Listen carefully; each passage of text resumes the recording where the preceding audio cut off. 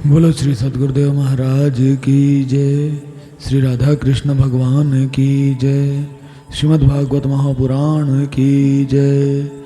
जय जय श्री राधे, जय जय श्री राधे, जय जय श्री राधे श्याम। अथ सप्तमोऽध्याय। विदुर जी के प्रश्न। श्री सुखदेव जी कहते हैं, मैत्रेय जी का यह भाषण सुनकर बुद्धिमान व्यास नंदन विदुर जी ने उन्हें अपनी वाणी से प्रसन्न करते हुए कहा। विदुर जी ने पूछा, ब्राह्मण, भगवान तो शुद्ध बोध स्वरूप निर्विकार और निर्गुण हैं, उनके साथ लीला से भी गुण और क्रिया का संबंध कैसे हो सकता है? सृष्टि के विस्तार का वर्णन जब बताया मैत्रेय जी ने, शुरुआत कहाँ से की? भगवान को इच्छा हुई, फिर उन्होंने गुण कर्म काल को स्वीकार किया, विराट पुरुष की उत्पत्ति हुई, बहुत सारे तत्व उत्पन्न हुए। तो विदुर जी के मन में अब ये बात आ रही है कि भगवान तो शुद्ध हैं, बोध स्वरूप निर्विकार, जिनमें कोई विकार नहीं होता, निर्गुण हैं, तो लीला से भी उनके साथ गुण और क्रिया का संबंध कैसे हुआ?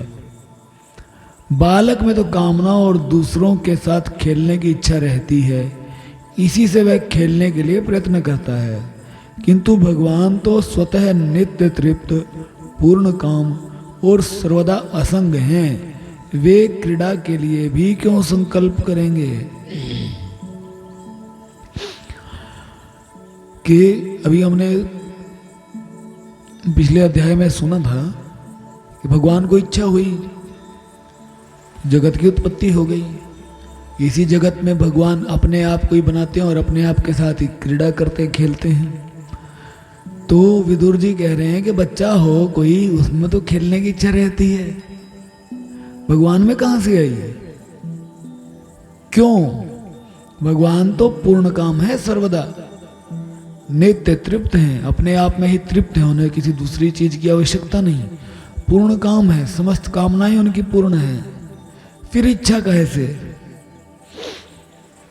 भगवान ने अपनी गुणमयी माया से जगत की रचना की है, उसी से वे इसका पालन करते हैं और फिर उसी से संहार भी करेंगे।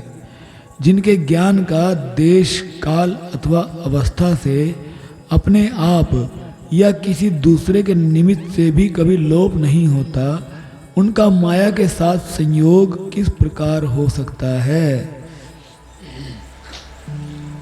आगे विदुर जी कह रहे हैं कि इस माया से भगवान ने जगत की रचना की, जो कि त्रिगुणमयी माया है। त्रिगुणमयी माया से जगत की रचना की, इसका पालन भी वही करते हैं, संहार भी वही करेंगे, और उनके जो ज्ञान का किसी भी स्थान पर, किसी भी अवस्था में, किसी भी समय लोप नहीं होता, उनका ज्ञान कभी अप्रकट नहीं होता उनके लिए। तो उनका माया के साथ संयोग कैसे हुआ, ये भी बताओ, क्योंकि ये सारी बातें तो मैत्रेय जी बोलते आ रहे हैं कि भगवान ने माया को स्वीकार करके जगत की रचना की है। इसलिए विदुर जी पूछ रहे हैं कि माया के साथ संयोग हो कैसे सकता है भगवान का? एकमात्र ये भगवान ही समस्त क्षेत्रों में उनके साक्षी रूप से स्थित हैं, फिर इन्हें दुर्भाग्य या किसी प्रकार के कर्म जनित क्लेश की प्राप्ति कैसे हो सकती है? जो भगवान है समस्त क्षेत्रों में साक्षी रूप से स्थित है। क्षेत्र किसे कहते हैं? इस शरीर को, शरीर को कहा गया क्षेत्र, और इस क्षेत्र को जानने वाला जो है वो है क्षेत्रज्ञ। क्षेत्र को जानने वाला कौन है? क्षेत्रज्ञ, जिसे हम आत्मा कहते हैं। उस आत्मा के रूप में वो भगवान समस्त क्षेत्रों के, समस्त शरीरों के साक्षी रूप है। वो भगवान सबके साक्षी हैं आत्मा के रूप में। फिर उनको ये दुर्भाग्य की और क्लेश की प्राप्ति कैसे हो जाती है, ये भी बताओ। कि जैसे आप हो, हम हैं, हमारे पास दो दुर्भाग्य भी है, क्लेश भी हैं, दुख भी हैं, सुख भी हैं, सब कुछ है। और इन सब को भोगने वाला जो मन है वो रहता किसके सहारे है?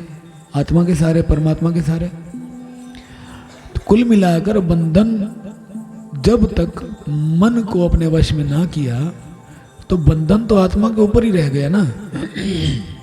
बंधन किसके ऊपर रहा? आत्मा के ऊपर। मन बुद्धि चित्त अहंकार में बंधा है, वो इन्हीं के साथ घूम रहा है, जहाँ ये जा रहे हैं वो भी जा रहा है, अलग अलग योनि में जन्म लेता है। बेशक आत्मा को कोई कष्ट नहीं है, क्लेश नहीं है।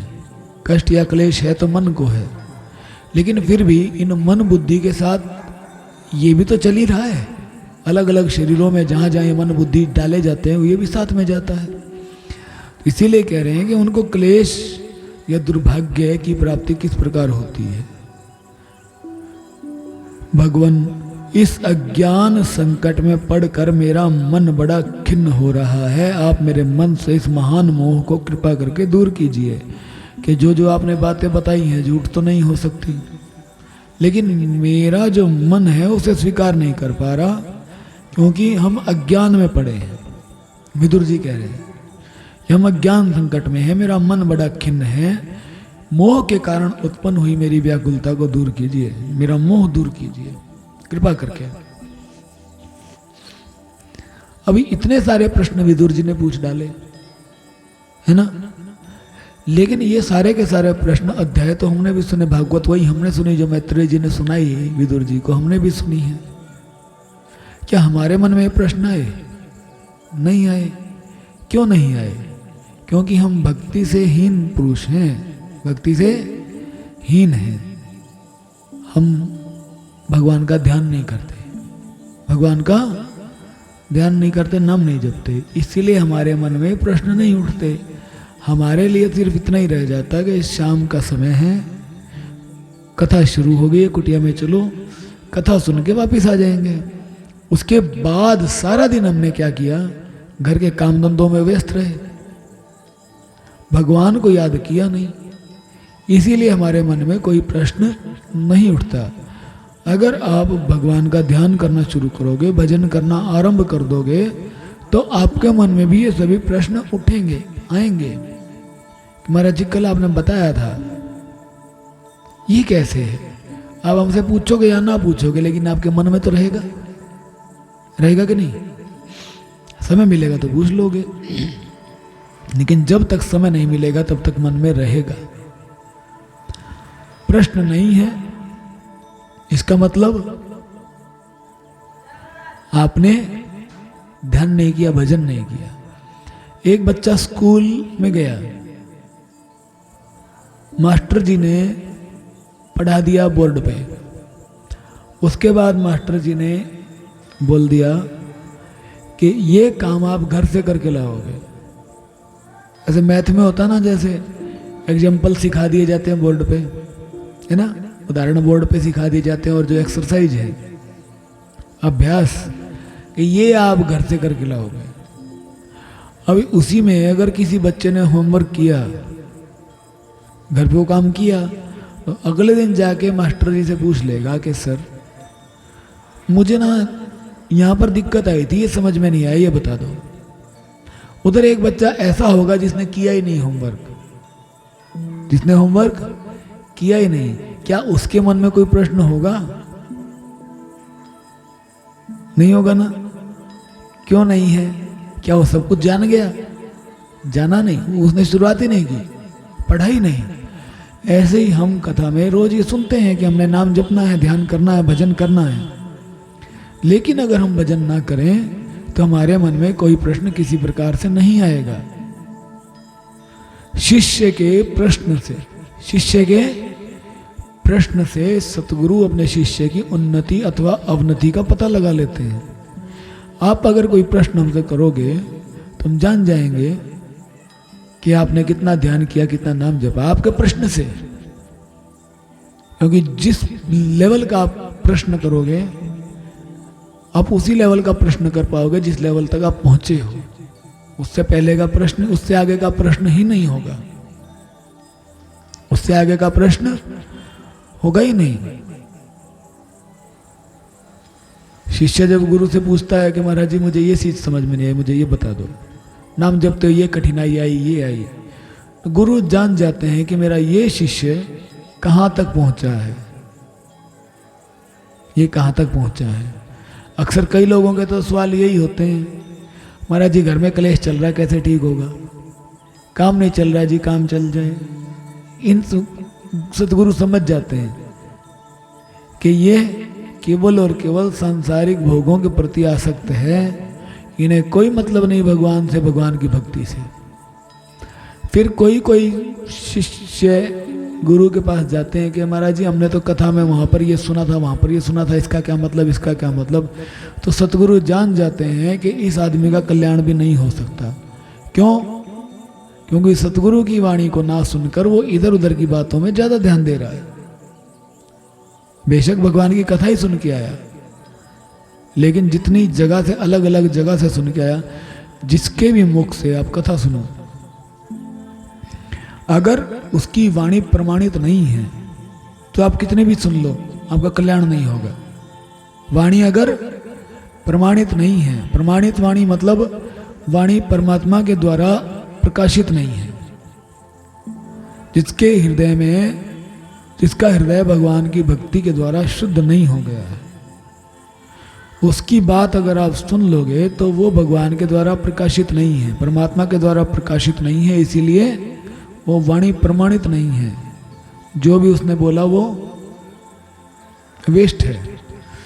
एक बार हम किसी भक्त के घर गए तो वहाँ पर एक जाने माने कथावाचक की कथा चल रही थी टीवी में। आजकल नंबर 1 पे चल रहे हैं वो कथावाचक।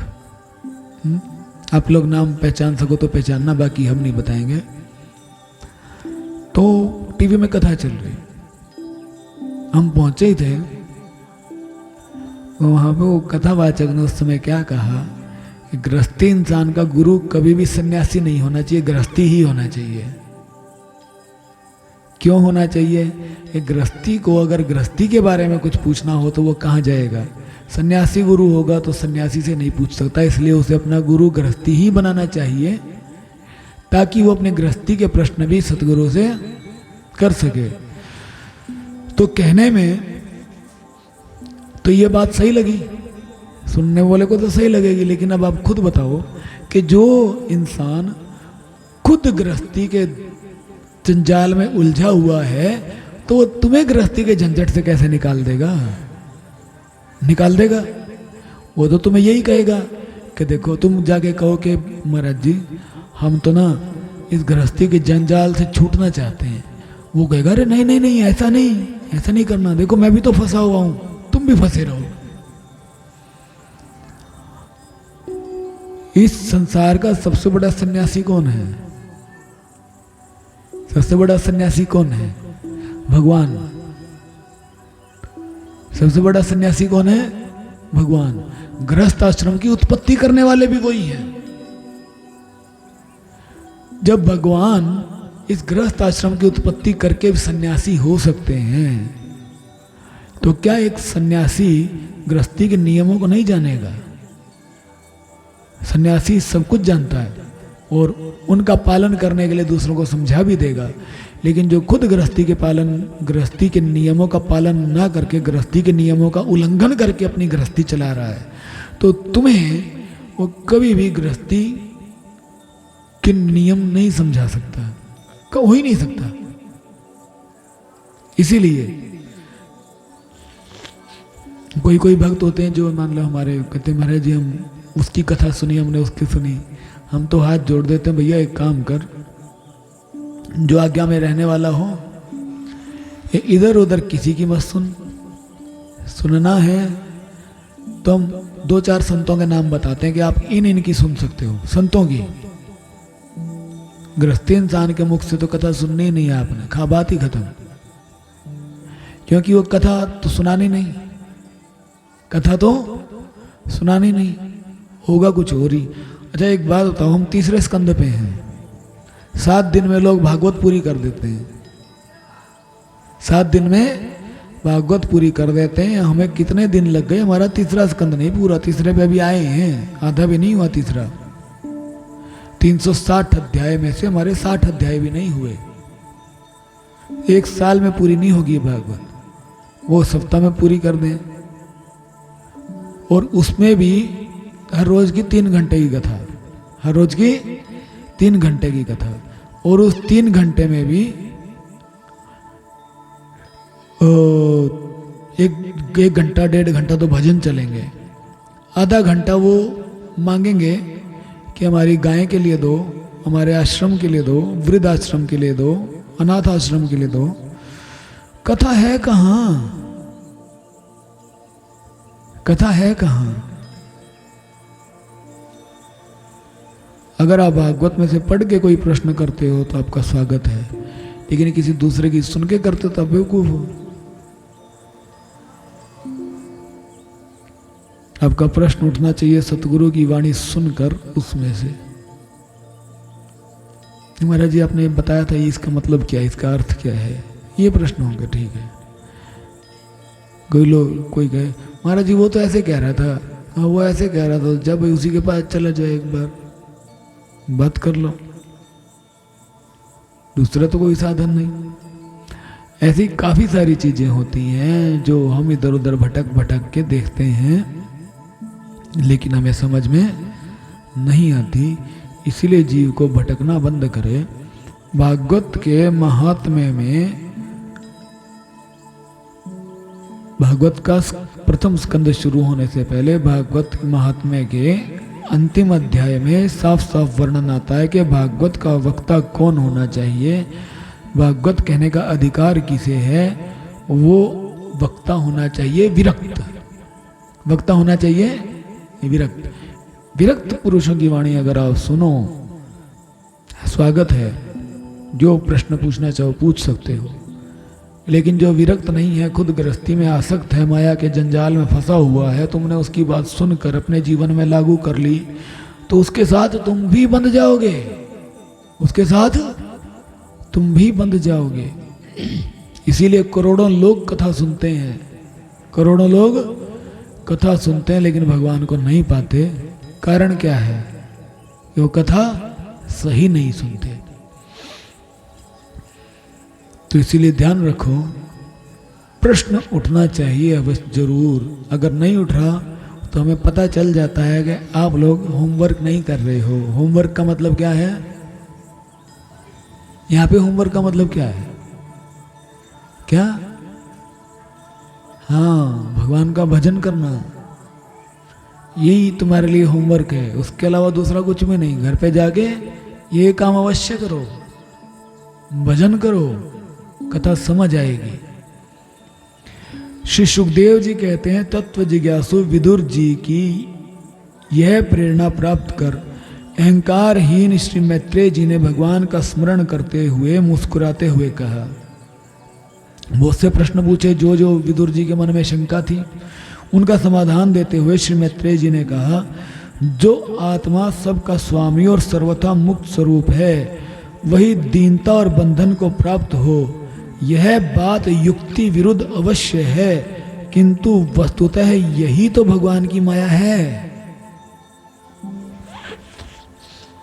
विदुर जी ने क्या पूछा था कि परमात्मा तो स्वामी है, मुक्त है और निर्गुण है, निर्विकार है, माया के साथ उनका संबंध कैसे होता है? बंधते कैसे हैं माया में, है ना? माया के साथ उनका संयोग कैसे होता है? तो मैत्रेय जी क्या बता रहे हैं कि जो आत्मा,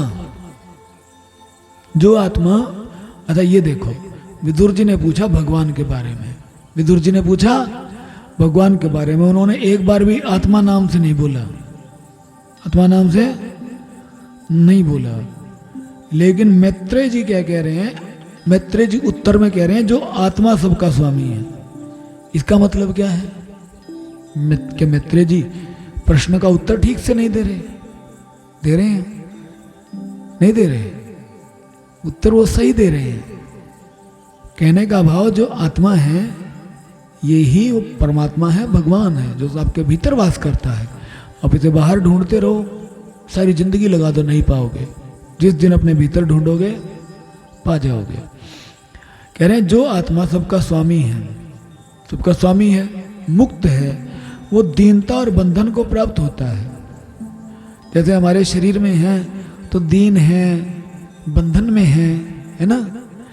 ये बात युक्ति विरुद्ध अवश्य है, मतलब युक्ति वहां तक पहुंचती नहीं है, युक्ति नहीं पहुंचती, वो कैसे बंधन में है। लेकिन यही तो भगवान की माया है। मैत्रेय जी कह रहे हैं यही तो माया है कि जो स्वतंत्र है वो भी हमें परतंत्र दिखाई देता है। भगवान की माया ही तो है ये, उनकी माया से ही तो होता है सब। जिस प्रकार स्वप्न देखने वाले पुरुष को अपना सिर कटना आदि व्यापार न होने पर भी अज्ञान के कारण सत्यवत भासते हैं, उसी प्रकार इस जीव को बंधन आदि न होते हुए भी अज्ञानवश भास रहे हैं। जो कोई स्वप्न देख रहा है, सपने में उसका सिर कट जाए या कोई और काम हो जाए तो उसे ऐसा लगता है कि मेरे साथ ही हो रहा है। लेकिन जैसे ही वो जागता है तो उसे समझ आता है कि ये तो मेरा अज्ञान था, सपने में देखा हुआ अज्ञान था। ऐसे ही अज्ञान के कारण ये जो जीव है बंधन ना होते हुए भी अपने आप को बंधन में सोचता है। बंधन नहीं है लेकिन फिर भी हम अपने आप को बंधन में जानते हैं। किस कारण? अज्ञान के कारण। इस अज्ञान से मोह उत्पन्न होता है। अज्ञान से क्या उत्पन्न होता है? मोह। और ये मोह हमें बंधनों में बांध डालता है। और जैसे ही हम मोह त्याग कर भगवान का भजन करते हैं, अज्ञान की निवृत्ति होती है, ज्ञान की प्राप्ति होती है, तब पता चलता ना कोई बंधन है ना कोई हमें बांधने वाला है, हम तो स्वतंत्र हैं। यदि यह कहा जाए कि फिर ईश्वर में इनकी प्रतीति क्यों नहीं होती, तो इसका उत्तर यह है कि जिस प्रकार जल में होने वाली कंप आदि क्रिया जल में दिखने वाले चंद्रमा के प्रतिबिंब में न होने पर भी भासती है, आकाशस्थ चंद्रमा में नहीं, उसी प्रकार देहाभिमानी जीव में ही देह के मिथ्या धर्मों की प्रतीति होती है, परमात्मा में नहीं।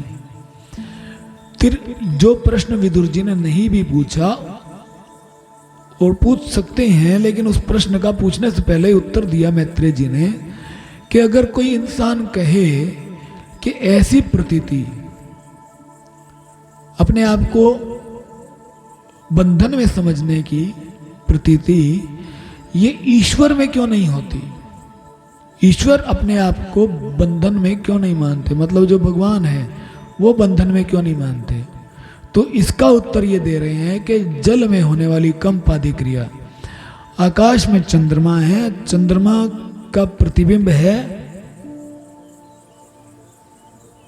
उसमें, क्या कहते हैं, सरोवर में, जल में, ठीक, और आपने उसे हिला दिया तो कंपन किसमें है, कंपन किसमें है, जल में, उसके प्रतिबिंब में तो नहीं, हिल तो जल रहा है ना, जो चंद्रमा का प्रतिबिंब है, परछाई है, वो तो नहीं हिल रही, लेकिन हमें जल के साथ साथ वो चंद्रमा भी हिलता हुआ दिखेगा जल के अंदर। हकीकत में उसका प्रतिबिंब भी नहीं हिल रहा, प्रतिबिंब एक जगह पर है, परछाई एक जगह, वो नहीं हिल रहा, लेकिन जल की कंपन की वजह से वो भी ऊपर नीचे ऐसे ऐसे हिलता दिखेगा। और प्रतिबिंब में मतलब जल में जो प्रतिबिंब है चंद्रमा का, वो जल के साथ हिलता हुआ दिखता है, लेकिन फिर हम आकाश में देखें तो आकाश वाला चंद्रमा स्थिर दिखाई देता है, आकाश वाला चंद्रमा स्थिर दिखाई देता है। इसी प्रकार देहाभिमानी जीव में देह के मिथ्या धर्मों की प्रतीति होती है। जो जीव देहाभिमानी है, जो अपने देह में अहमता ममता रखते हैं, इस शरीर में अहमता ममता, समझे, जीव में अपने शरीर में अहंकार रखना कि शरीर में हूँ, ये हमारा शरीर की अहमता, शरीर से जुड़ी हुई चीजें मेरी हैं, ये हमारी ममता। शरीर में जो अहमता और ममता रखते हैं उनमें ये माया के मिथ्या धर्मों की प्रतीति होती है, परमात्मा में नहीं होती। जीव जो देह में स्थित है, जीव जो देह में स्थित है वो मान के चलो, देह मान के लो जल, सरोवर का जल, देह मान के चलो सरोवर का जल, इसके भीतर रहने वाला जीव मान लो चंद्रमा का प्रतिबिंब, और आकाश में जो चंद्रमा है वो मान लो आप ईश्वर। अब क्या है, अगर जल हिलेगा तो उसके साथ प्रतिबिंब जो है वो हिलता हुआ दिखेगा जरूर, हिल नहीं रहा, हिल नहीं रहा, लेकिन हिलता हुआ वो महसूस होगा। ऐसे ही जो देहाभिमानी जीव हैं उनमें बंधन आत्मा में तब भी नहीं है, बंधन आत्मा में तब भी नहीं है, लेकिन देह में अहमता ममता है, इस कारण ये बंधन प्रतीत होते हैं, इस कारण बंधन प्रतीत होते हैं। लेकिन वो परमात्मा बिना देह के है, देहधारी नहीं है, देहधारी नहीं है, इसलिए उसके भीतर ये बंधन प्रतीत नहीं होते, वो स्वतंत्र है। निष्काम भाव से धर्मों का आचरण करने पर भगवत कृपा से प्राप्त हुए भक्ति योग के द्वारा यह प्रतीति धीरे धीरे निवृत्त हो जाती है। निष्काम भाव से मतलब बिना किसी कामना के धर्मों का आचरण करो, बिना किसी कामना के आप धर्म का आचरण करो, उससे क्या होगा, भगवान की कृपा प्राप्त होगी, और भगवान की कृपा से भक्ति योग, भगवान की कृपा से क्या मिलेगा, भक्ति योग। भक्ति योग क्या है, भक्ति की शुद्ध परिभाषा जो शंकराचार्य जी देते हैं क्या है, आपके अपने आत्मा का अनुसंधान करने की प्रक्रिया ही भक्ति है, अपने आत्मा की खोज करना ही भक्ति है, अपने वास्तविक स्वरूप की खोज करना ही भक्ति है। दूसरे आसान शब्दों में ये बात बोल दी जाती है कि भगवान की प्राप्ति के लिए कर्म करना भक्ति है। कि भगवान की प्राप्ति कैसे होगी, जब आप अपने आत्मा का साक्षात्कार करोगे, उसके अलावा दूसरा कोई साधन नहीं। इसीलिए अपने आत्मा के साक्षात्कार के लिए जो हम प्रयत्न कर रहे हैं वो हमारी भक्ति है, आत्मा का अनुसंधान करना। ये मिलती कैसे है, ये अनुसंधान करने की हम कोशिश करते कब हैं, सबसे पहले हम धर्मों का आचरण करते हैं। एक साधारण प्राणी है जिसको भगवान के बारे में कोई ज्ञान नहीं है, भगवान कैसे मिलेंगे नहीं जानता, वो धर्मों का आचरण करेगा। सबसे पहले तो यही करेगा। क्या सिखाया जाता है हर प्राणी को कि किसी को दुख मत दो, किसी को क्लेश मत दो, निंदा चुगली मत करो, जरूरतमंद की मदद कर दो, ऐसा ही है ना। ये सारे क्या हैं, ये सारे हैं, सारे के सारे क्या हैं, धर्म कार्य। ये सारे हैं धर्म कार्य। और ये धर्म कार्य करते हुए अगर हम ये एक कामना रखें कि हमें इनके बदले स्वर्ग मिले या इनके बदले हमें धन मिले, दान करें ये सोचकर कि हमें हमारे धन में वृद्धि हो, तो हमारे धन में वृद्धि हो जाएगी। लेकिन दान करें ये सोचकर कि भगवान की कृपा प्राप्त हो, भगवान की प्रसन्नता प्राप्त हो, तो वो हो गया निष्काम।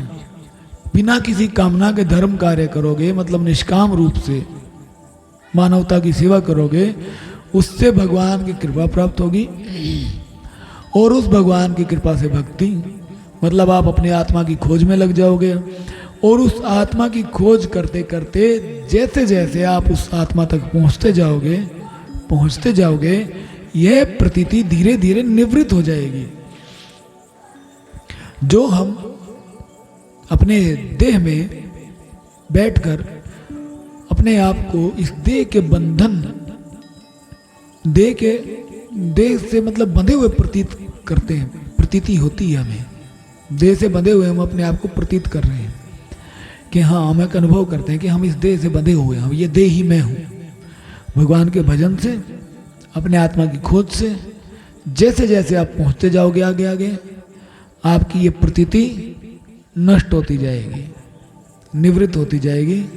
और जिस समय आप आत्मा का साक्षात्कार कर लोगे तो प्रतीति पूर्णतया निवृत्त हो जाएगी। जैसे कल एक उदाहरण दिया था किसके, मोती का, याद है कैसे बनता मोती? बालू के कण के ऊपर मान के चलो चारों तरफ से एक लेप चढ़ाया जा रहा है, धीरे धीरे एक चढ़ा दिया, फिर थोड़ी देर में और चढ़ा दिया, फिर और चढ़ा दिया, फिर और चढ़ा दिया, फिर और चढ़ा दिया, फिर और चढ़ा दिया। तो अगर हम उस बालू के कण को देखना चाहें तो हमें क्या करना पड़ेगा? एक एक करके वो परत परत परत परत उतारनी पड़ेगी उस लेप की, है ना। जैसे जैसे लेप उतारते जाएंगे वैसे वैसे परमात्मा के करीब होते जाएंगे। ऐसे ही माया की परत दर परत हमारे आत्मा के ऊपर विद्यमान है। जैसे जैसे हमने कर्म कर रखे हैं अनेक जन्मों में, वैसी वैसी परतें विद्यमान हैं। फिर जैसे जैसे हम भजन करके उन कर्मों को, संस्कारों को काटते जाएंगे, काटते जाएंगे, काटते जाएंगे, काटते जाएंगे, भगवान के करीब होते जाएंगे और हमारी जो प्रतीति है देह बंधन की वो नष्ट होती जाएगी और अंत में निवृत्त हो जाती है। जिस समय इंद्रियां विषयों से हटकर साक्षी परमात्मा श्री हरि में निश्चल भाव से स्थित हो जाती हैं, उस समय गाढ़ निद्रा में सोए हुए मनुष्य के समान जीव के राग द्वेष आदि सारे क्लेश सर्वथा नष्ट हो जाते हैं। आगे कहते हैं मैत्रेय जी कि जिस समय जितनी हमारी इंद्रियां हैं विषयों से हटकर इन विषयों के साक्षी परमात्मा में, परमात्मा साक्षी हैं, परमात्मा क्या है? साक्षी हैं। जब जीव इस शरीर से निकलकर यमराज के पास जाता है, यमराज के पास जाता है तो वहां पर चित्रगुप्त उसके कर्मों का लेखा जोखा बताता है। उनको चुप करवा देना। उसके कर्मों का लेखा जोखा बताता है कि इसने क्या क्या कर्म किए हैं। वो बताता कैसे है कि जो परमात्मा है आत्मा के रूप में हमारे मन के भीतर बैठकर सब कुछ देख रहे हैं, वो साक्षी हैं और वो सारी चीजें मन के अंदर रिकॉर्ड होती जा रही हैं। सारी चीजें मन के अंदर वो रिकॉर्ड करते जा रहे हैं। साक्षी हैं परमात्मा, देख रहे हैं सब कुछ और मन में वो रिकॉर्ड करते जा रहे हैं। इस मन को साथ लेकर हम जाएंगे चित्रगुप्त के पास, तो चित्रगुप्त के पास कोई कॉपी किताब नहीं है जो उसमें लिख रखा है। चित्रगुप्त तुम्हारे मन को पढ़ेगा कि तुमने कर्म क्या क्या किए हैं। यमराज को बताएगा इसने ये काम कर रखे। यमराज बताएगा कि अब सजा क्या देनी है, यमदूतों के हाथ में दे देगा, ले जाओ। गलत काम किए तो यमदूत के हाथ में पड़ गया, अच्छे काम किए तो देवताओं के पास भेज दिया जाएगा कि इसे सादर इज्जत के साथ गाड़ी में बैठाकर लेके जाया जाए स्वर्ग में। तो वो कह रहे हैं कि जब ये इंद्रियां विषयों से हट जाती हैं और साक्षी परमात्मा सबके साक्षी हैं, आत्मा के रूप में सब कुछ देख रहे हैं, वो हमारे कर्म दुनिया से छुपा लें, भगवान से नहीं छुपा सकते। उन परमात्मा श्री हरि में निश्चल भाव से स्थित हो जाती हैं, मतलब उस परमात्मा से हटती नहीं है। चलायमान, निश्चल मतलब चलायमान ना हो, चलकर परमात्मा से दूर कहीं ना जाएं, इंद्रियां भगवान में स्थित हो जाएं, निश्चल भाव से स्थित हो गई। उस समय क्या होता है? जीव के राग द्वेष आदि सारे क्लेश नष्ट हो जाते हैं। ना कोई राग संसार में बचता, राग मतलब कोई मोह नहीं बचता, कोई लगाव नहीं बचता, कोई क्लेश, कोई द्वेष, किसी से ना किसी से मोह बचा, ना किसी से दुश्मनी, ना उसके बाद कोई अपना, उसके बाद बच्चे अपने नहीं, पड़ोसी पराये नहीं, जो है सबके सब एक जैसे। उसके बाद सबके सब एक जैसे। जब हमारी इंद्रियां परमात्मा में निश्चल भाव से स्थित हो जाए, चलायमान ना हो, एक भगवान में स्थित हो गई बस, अब हटती नहीं भगवान से। और इसका उदाहरण क्या दिया उन्होंने, कैसे सर्वथा नष्ट हो जाते हैं ये, जैसे गाढ़ निद्रा में सोए हुए मनुष्य के। जो इंसान बड़ी गहरी नींद में सोया है, उस गहरी नींद में सपना भी नहीं है, तो उस समय क्या उसके मन में किसी के प्रति कोई ईर्ष्या, द्वेष या राग है? जब तक आप सो रहे हो और आपको कोई सपना भी नहीं, गहरी नींद है, ठीक है, तो उस समय क्या आपकी अपने बच्चे के प्रति ममता है? किसी से कोई दुश्मनी है?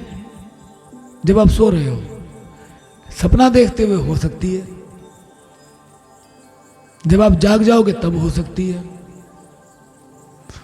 अगर आप सो रहे हो, आपको पता ही नहीं चला, आपके पड़ोस में इंसान रो रो के चला गया, मान के चलो हैं, अगर आपकी जब तक नींद नहीं खुलेगी तब तक आपको कोई फर्क नहीं पड़ता, पड़ेगा। लेकिन हमारी नींद इतनी पक्की भी नहीं है कि कोई रो रो के हमें हिला डुला के चला जाए तो भी ना खुले। लेकिन सोचो आपको इंजेक्शन दे दिया बेहोशी का, आप बेहोश हो, गाढ़ निद्रा में, उस समय कोई सपना भी नहीं, कुछ भी नहीं, बेहोशी का इंजेक्शन लेकर बिल्कुल बेहोश हो। उस समय आपका दुश्मन आपके पास खड़ा हो तो क्या आपका खून जलेगा? आपका सबसे प्रिय प्राणी, चाहे आप के बाल बच्चे हो, चाहे माता पिता हो, पति हो, पत्नी हो, कोई भी हो, आपसे दूर भी चला जाए तो आपको कोई फर्क पड़ेगा? उस समय कोई फर्क नहीं है, बेहोश है। ऐसे ही जो प्राणी की इंद्रियां भगवान में स्थित हो जाती हैं उसे कोई फर्क दुनिया से नहीं पड़ता। लेकिन गाढ़ निद्रा में और परमात्मा में स्थिति प्राप्त किए मनुष्य में फर्क ये है कि वो निद्रा वाला मनुष्य तो बेहोश है, उसे अपना होश नहीं है, उसे होश नहीं है, वो इसलिए बेसुद्ध है, उसकी इंद्रियां कार्य नहीं कर रही, बेसुद्ध है, इसीलिए उसकी राग द्वेष नहीं है।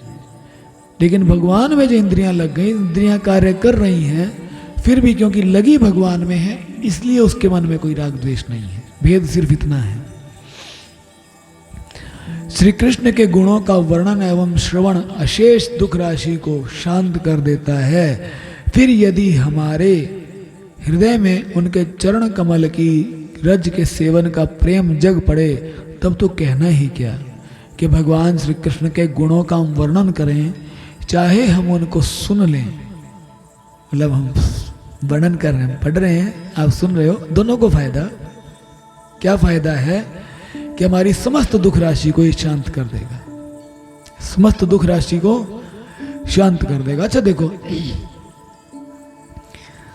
ये बात कोई झूठ नहीं है।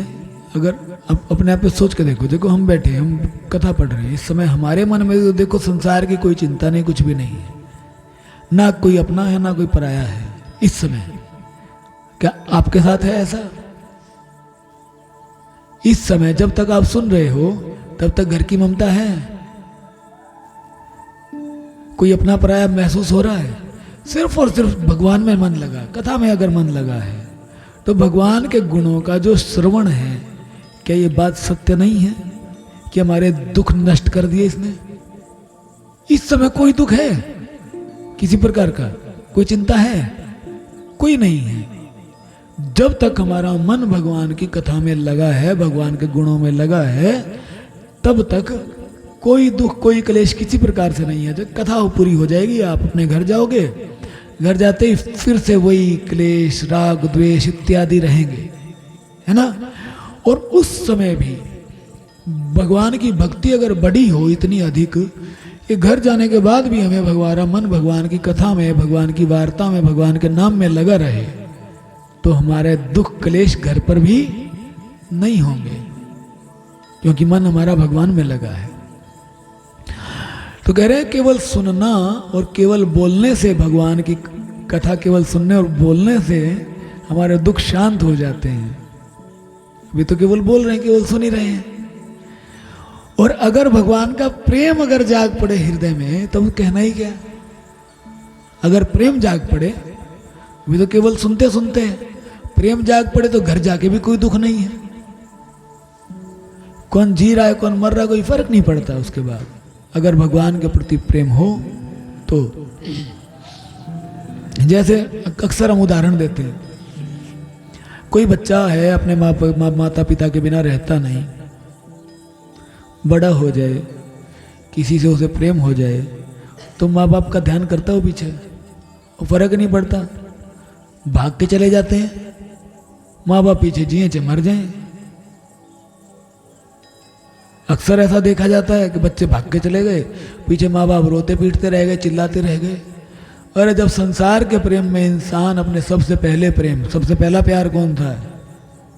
सबसे पहला प्यार तो माता पिता से ही है। संसार के किसी व्यक्ति के प्रेम में पड़कर हम अपने पहले प्यार माँ को और बाप को भूल जाएं, तो भगवान के प्रेम में पढ़कर हम बाकी सारी दुनिया के प्रेम को भूल जाएं, क्या ऐसा संभव नहीं है? जो सब कुछ भूल ही जाएं तो पीछे कोई जी रहा है कि मरा, हमें फर्क क्या पड़े प्रेम परमात्मा से अगर हो जाए तो। इसलिए जो बालक, जो जीव भगवान से प्रेम करने लग जाता है उसे कोई फर्क पड़ता ही नहीं है, उसे कोई फर्क पड़ता ही नहीं है। और वो उस समय समस्त दुखों से ऊपर हो जाता। उसके हृदय में उस समय अगर कोई दुख रहता तो सिर्फ इतना ही, भगवान कब मिलोगे, भगवान कब मिलोगे, भगवान कब मिलोगे, इतना ही रह जाता है। भगवान मिल जाए भाई, और वो भगवान मिल जाए उसके बाद तो वो दुख भी समाप्त। विदुर जी ने कहा, भगवान आपके युक्तियुक्त वचनों की तलवार से मेरे संदेह छिन्न भिन्न हो गए हैं।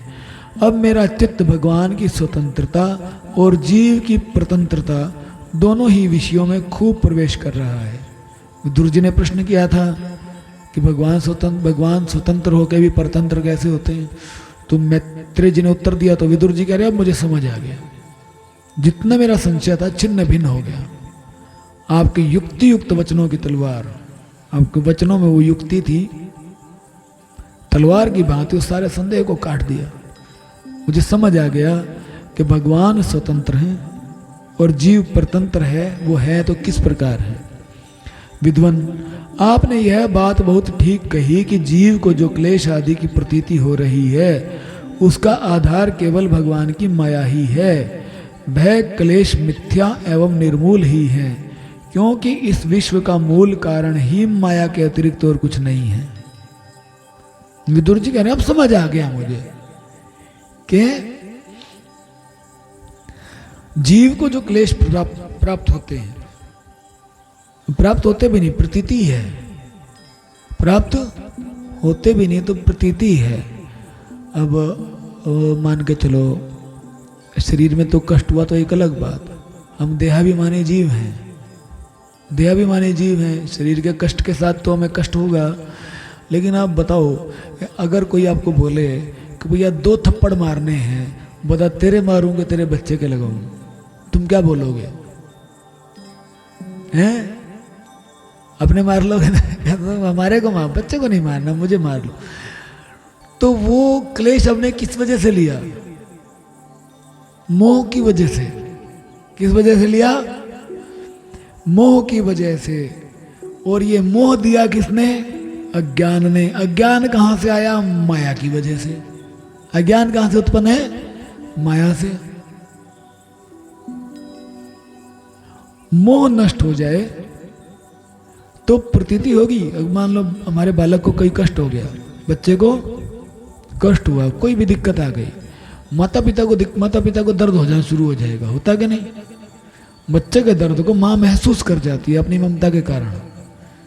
लोग इस चीज को बड़ा पवित्र बताते हैं, इस बात को बड़ा पवित्र बताते हैं कि ये तो एक पवित्र रिश्ता है कि बच्चे के दर्द को माँ महसूस कर लेती है, क्योंकि ये पवित्र रिश्ता है। लेकिन ये मोह के अलावा और कुछ भी नहीं है। ये मोह के अलावा कुछ भी नहीं है। ये मोह है, मोह के अलावा कुछ नहीं। मोह छूट जाए तो कोई दर्द से पता नहीं चलेगा। किसी माँ को, कोई मान लो किसी औरत ने एक बच्चे को जन्म दिया, पैदा होते ही वो बच्चा उसने किसी अपने बहन को या ननद, किसी रिश्तेदार को दे दिया, ठीक है। 2-4 साल के बाद, 5-7 साल के बाद उस बच्चे को अगर कोई कष्ट आया तो ज्यादा दर्द किसे होगा? उसको जन्म देने वाली माँ को या उसे पालने वाली माँ को? जो जोर से बोलो।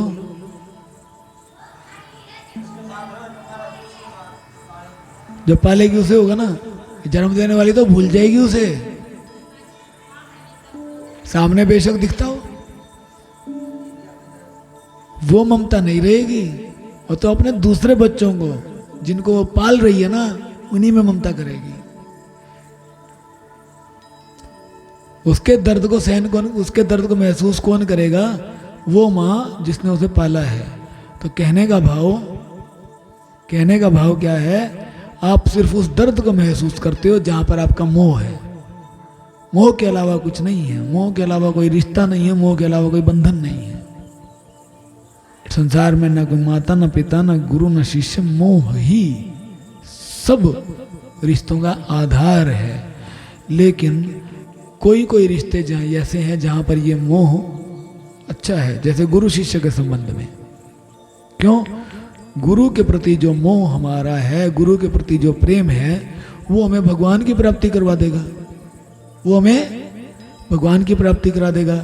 उसके अलावा संसार में किसी के प्रति भी अगर हमारा मोह है तो हमें संसार में ही बांध के छोड़ देगा,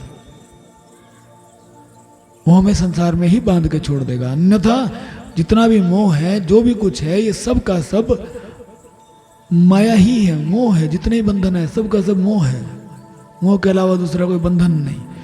और इसीलिए वो कह रहे हैं माया जो है ना, इन क्लेशों का आधार है, जड़ जो है, इसी से उत्पन्न हो रहे हैं, माया से ही क्लेश सारे उत्पन्न हो रहे हैं।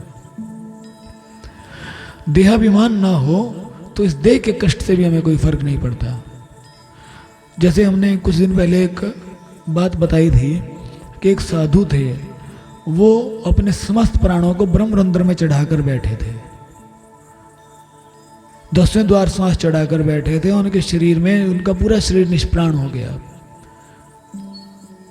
भक्तों ने आकर देखा कि महाराज जी तो मर गए।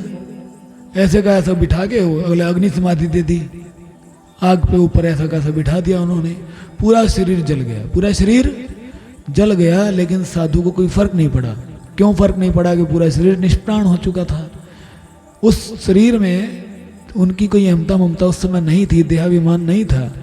जैसे ही अग्नि ब्रह्मरंध्र पर पहुंची, ब्रह्मरंध्र खुला तो तब आवाज आई, ये क्या हुआ? और जिंदा था बेचारा, उसको ऐसे ही जला दिया, उसको ऐसे ही जला दिया। जीवित थे वो संत। तो देहाभिमान नहीं था तो पूरा शरीर जल गया, फर्क नहीं पड़ा। हमें देहाभिमान है, दर्द होता है। देहाभिमान है, दर्द होता है, कष्ट होता है। उसके बाद, और ये सब क्या है? भगवान की माया। और वह जो क्लेश मिथ्या एवं निर्मूल है, क्योंकि इस विश्व का मूल कारण ही माया के अतिरिक्त कुछ नहीं है। ये जो क्लेश है, ये क्या है? मिथ्या है, झूठा है, निर्मूल है। निर्मूल मतलब इसका कोई आधार नहीं, कोई जड़ नहीं है, जो है ही झूठा, जिसका कोई अस्तित्व ही नहीं है। बिना जड़ के कभी वृक्ष होता है? बिना आधार के कोई वस्तु टिकती है? एक बार किसी एक आदमी ने आर्किटेक्ट को बुलाया, अपनी जमीन दिखाई। बोला जी मैं यहाँ पर घर बनाना चाहता हूँ 2 मंजिला, कितना खर्चा आएगा? बोला जी पहली मंजिल पे आपका 20 लाख आएगा और दूसरी मंजिल 5 लाख में तैयार हो जाएगी। वो कहता भाई तू एक काम करे, पहली छोड़ और सीधी दूसरी बना दे 5 लाख वाली। बोला मैं, कहता बना दूं, वो टिकेगी कहाँ पर? आधार तो उसे चाहिए। ऐसे ही दुखों का आधार कुछ तो है। माया जब है ही नहीं, असत्य है, ये मिथ्या है, तो इसका आधार क्या होगा? दुखों का कोई आधार नहीं, निर्मूल है। और इसका जो कारण है कि विश्व का मूल कारण जो माया है। पूरा विश्व बना किससे है? माया से। और ये माया से ही मिलने वाले कष्ट हैं, क्लेश हैं। इसलिए इस विश्व में मिलेगा क्या? क्लेश और ईर्ष्या, द्वेष इत्यादि, यही सब चीजें मिलेंगी, माया के द्वारा उत्पन्न की हुई। लेकिन हमें मनुष्य शरीर मिला है, हम सौभाग्यशाली हैं कि हम भगवान का भजन करके इस माया से पार जा सकते हैं। एक मौका है, इस मौके को हम गवा दें, इस मौके को गंवा दें तो दोबारा ये मौका पता नहीं कितने करोड़ों साल बाद, अरबों साल बाद कब मिलेगा। इसीलिए इस मौके को मत गंवाओ। मौका मिला है माया से पार जाने का, दुखों से पार, इसे मत गंवाओ। इसको क्या कहते हैं? इसका फायदा उठा लो मौके का। बोलो मौका मिला चौका मार दो, अब तो पा जाओ परमात्मा को भक्ति करके। इस संसार में दो ही प्रकार के लोग सुखी हैं। फिर विदुर जी क्या कह रहे हैं, संसार में दो प्रकार के लोग सुखी केवल, या तो जो अत्यंत मूढ़ हैं, या जो बुद्धि आदि से अतीत श्री भगवान को प्राप्त कर चुके हैं। बीच की श्रेणी के संशयापन लोग तो दुख ही भोगते रहते हैं। दो प्रकार के लोग सुखी हैं, या तो बिल्कुल पागल हैं, जो मतलब जिनका दिमाग ही नहीं है, वो तो सुखी है। और दूसरा कौन, या तो जिसका दिमाग ही नहीं है, या वो जो अपने मन को जीत चुका, बुद्धि को अपने वश में कर चुका, जिसके चित्त की समस्त वृत्तियां परमात्मा में स्थिर हो चुकी हैं, भगवान को पा चुके। और इन दोनों के बीच में जो हैं तुम्हारे हमारे जैसे ये तो संशय में ही पड़े रहते हैं और दुख भोगते रहते हैं। भगवान आपकी कृपा से मुझे यह निश्चय हो गया कि ये अनात्म पदार्थ वस्तुतः हैं नहीं, केवल प्रतीत ही होते हैं। अब मैं आपके चरणों की सेवा के प्रभाव से उस प्रतीति को भी हटा दूंगा। मैत्रेय जी को क्या कहकर संबोधन किया विदुर जी ने? मैत्रेय जी को क्या कहकर संबोधन किया? भगवान। क्या कहा? भगवान। मतलब मैत्रेय जी भगवान हैं, मैत्रेय जी भगवान। विदुर जी ये कहकर संबोधित कर रहे हैं, भगवान के परम भक्त हैं। ऐसे वैसे को तो भगवान बोलेंगे नहीं, कुछ ना कुछ तो होगा ना मैत्रेय जी के पास, तभी तो उन्हें भगवान भगवान कह के संबोधित किया। या भगवान हो हमारे, क्यों है भगवान वो? क्योंकि भगवान को पा चुके परमात्मा में स्थिति प्राप्त करने वाला हर जीव परमात्मा ही हो जाता है। वो अपना जीवत्व छोड़कर परमात्मत्व प्राप्त करता है, भगवान की भगवत्ता को प्राप्त कर लेता है। इसीलिए उनको कहा भगवान कि आपने कृपा की, आपकी कृपा से मुझे निश्चय हो गया कि जितने अनात्म पदार्थ हैं, आत्मा से अलग जितने भी पदार्थ हैं नहीं, शरीर या कुछ भी है, ये सब हैं नहीं, केवल प्रतीत होते हैं, केवल प्रतीत होते हैं। और अब मैं आपके चरणों की सेवा के प्रभाव से उस प्रतीति को भी हटा दूंगा। कह रहे हैं वो चरण, वो प्रतीति नष्ट कर, ये जो हमारे को संसार दिखाई देता है ये है नहीं, केवल प्रतीत होता है जब तक हम माया में बंधे हैं। और जिस समय माया से ऊपर हुए ये प्रतीति नष्ट हो जाएगी। और ये प्रतीति नष्ट होती कैसे है? संतों के चरणों की सेवा से, संतों के चरणों की सेवा से। यही कह रहे हैं कि अब मैं आपके चरणों की सेवा के प्रभाव से उस प्रतीति को हटा दूंगा। भगवत स्वरूप प्राप्त करने वाले संतों के चरण सेवा से हमारी ये प्रतीति माया सर्वथा नष्ट हो जाती है। उसके अलावा नष्ट इसे करने का कोई दूसरा साधन नहीं है। इन श्री चरणों की सेवा से, विदुर जी कह रहे हैं कि इन श्री चरणों की सेवा से नित्य सिद्ध भगवान श्री मधुसूदन के चरण कमलों में उत्कट प्रेम और आनंद की वृद्धि होती है, जो आवागमन की यंत्रणा का नाश कर देती है। विदुर जी कह रहे हैं कि इन श्री चरणों की सेवा से, मतलब मैत्रेय जी के चरणों की सेवा से, या मैत्रेय जी के जैसे साधुओं की सेवा करना, मैत्रेय जी जैसे साधुओं की चरणों की सेवा करने से भगवान के चरण कमलों में प्रेम पैदा हो जाता है। बोला आप सेवा कर रहे हो संतों के चरणों की, तो प्रेम पैदा कहां होना चाहिए? कहां होना चाहिए? उन्हीं चरणों में जिनकी सेवा कर रहे हैं। लेकिन पैदा कहां हो रहा है? भगवान के चरणों में। भगवान के चरणों में कहने का भाव, वो संत जो भगवान की भगवत्ता प्राप्त कर चुके हैं, भगवान ही हो चुके हैं, परमात्मा स्वरूप की स्थिति, परमात्मा में स्थिति प्राप्त करके वो स्वयं परमात्मा स्वरूप हो चुके हैं, उनके चरणों की सेवा करके आपको उनके चरणों में प्रेम होगा या भगवान के चरणों में प्रेम, एक ही बात है, कोई भेद नहीं है। और उस प्रेम से आनंद की वृद्धि होती है, जो आवागमन की यंत्रणा का नाश कर देती है। आवागमन मतलब संसार में आना जाना, शरीर तरह तरह बदलता रहना, इनकी जो यंत्रणा है, इनका जो कष्ट है, ये सब का सब हमारा मिट जाता है। महात्मा लोग भगवत प्राप्ति के साक्षात मार्ग ही होते हैं। फिर विदुर जी ने एक पहले तो केवल मैत्रेय जी के लिए कहा, अब सबके लिए खुलकर बात बोल दी कि महात्मा लोग भगवत प्राप्ति के साक्षात मार्ग ही होते हैं। जो महात्मा जन है वो क्या है? भगवत प्राप्ति के साक्षात मार्ग। तो कल पता नहीं परसों की कथा में यही बात आई थी कि भगवान तो है नहीं, भगवान की सेवा करने से हमारे पाप नष्ट होंगे, तो हम भगवान की सेवा करें कैसे, है ना। हमने यही कहा था कि जो सतगुरु हैं इस धरती पर भगवान के प्रतिनिधि होने के नाते भगवान के ही स्वरूप हैं। सतगुरु भगवान के प्रतिनिधि होने के नाते भगवान के ही स्वरूप हैं। लेकिन सतगुरु, मैं आपको फिर से बता रहा हूँ, सतगुरु का अर्थ क्या है? सतगुरु का अर्थ ये नहीं है कि हाँ जी जिसको मैंने गुरु बना लिया, जिससे नाम ले लिया, ज्ञान ले लिया, वो मेरे सतगुरु हैं। नहीं, सतगुरु कौन है? सतगुरु वो हैं जो खुद परमात्मा को पा चुके और आपको भगवान से मिलाने की सामर्थ्य रखते हैं, वो है सतगुरु। सतगुरु ऐसा नहीं है कि नाम जो दे दे वो तो सतगुरु हो गया। नहीं, सतगुरु एक उपाधि है जो केवल भगवान ही देते हैं। सतगुरु एक उपाधि है, भगवान देते हैं जिसे, और वो देते किसको हैं? जो भगवान को पा चुका और जिसमें सामर्थ्य है कि अपनी शरण में आए जीव को भगवान की प्राप्ति करवा दे।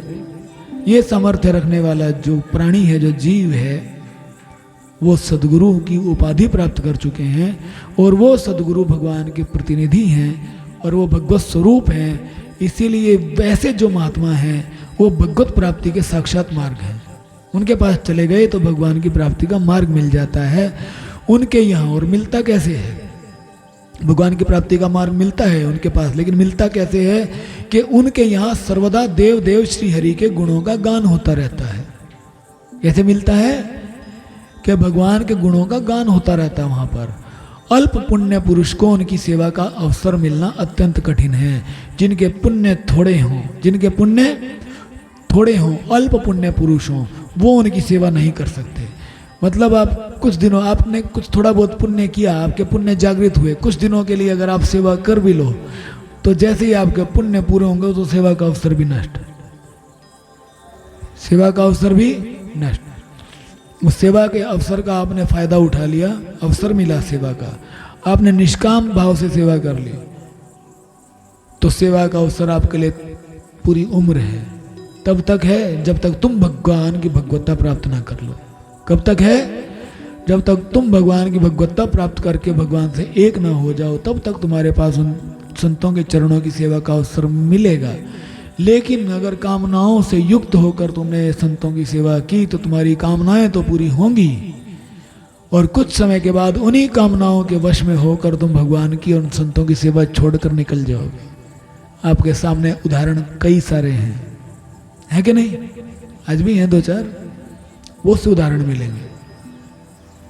संतों की सेवा भगवान की प्राप्ति का मार्ग है।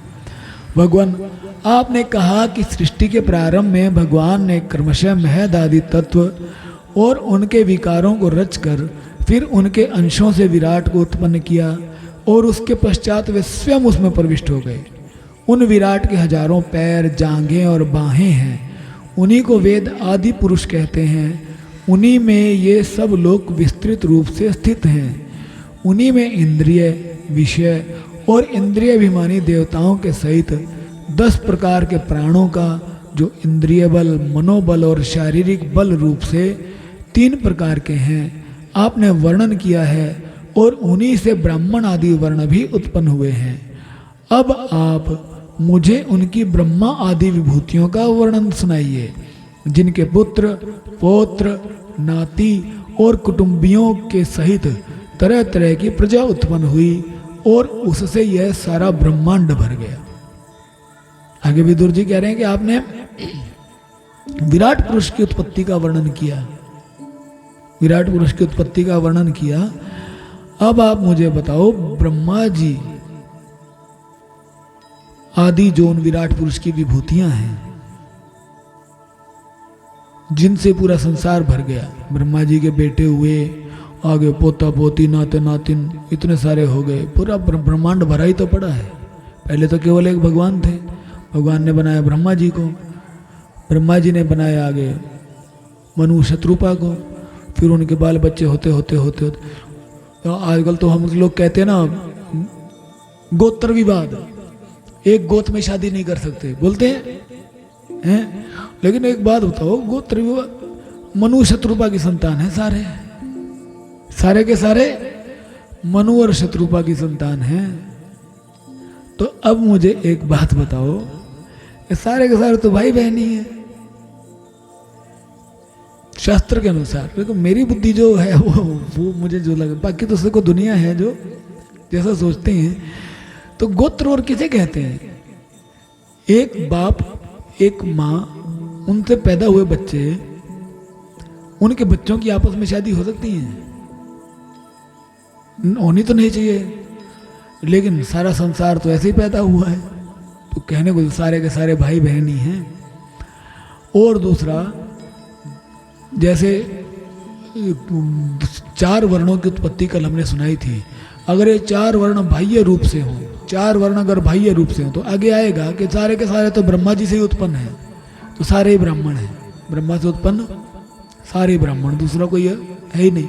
लेकिन कर्मों के द्वारा इन वर्णों का भेद हो जाता है, कर्मों के द्वारा वर्ण में भेद हो जाता है, जिसका जैसा कर्म वो उसका वैसा वर्ण। वह विराट ब्रह्मा आदि प्रजापतियों का भी प्रभु है। उसने किन किन प्रजापतियों को उत्पन्न किया तथा सर्ग अनुसर्ग और मनवंतरों के अधिपति मनुओं की भी किस क्रम से रचना की? मैत्रेय जी, उन मनुओं का वंश और वंशधर राजाओं के चरित्रों का, पृथ्वी के ऊपर और नीचे के लोकों का तथा भूलोक के विस्तार और स्थिति का भी वर्णन कीजिए, तथा यह भी बताइए कि तिर्यक, मनुष्य, देवता, सरीसृप और पक्षी तथा जरायुज, स्वेदज, अंडज और उद्भिज, ये 4 प्रकार के प्राणी किस प्रकार उत्पन्न हुए? तो सारे प्राणी कैसे उत्पन्न हुए? वो एक प्रश्न रहता है इंसान के मन में, आज तक किसी को उत्तर नहीं मिला कि पहले मुर्गी आई कि अंडा। सुना आपने? हम तो जब पढ़ते थे ना ये बात आती थी, कोई कहता है एक बात बताओ, पहले मुर्गी आई कि अंडा? कहता मुर्गी। बोला मुर्गी कहाँ से आई बिना अंडे के? ये फिर अंडा आया होगा। बोला बिना मुर्गी के अंडा किसने दिया? है ना?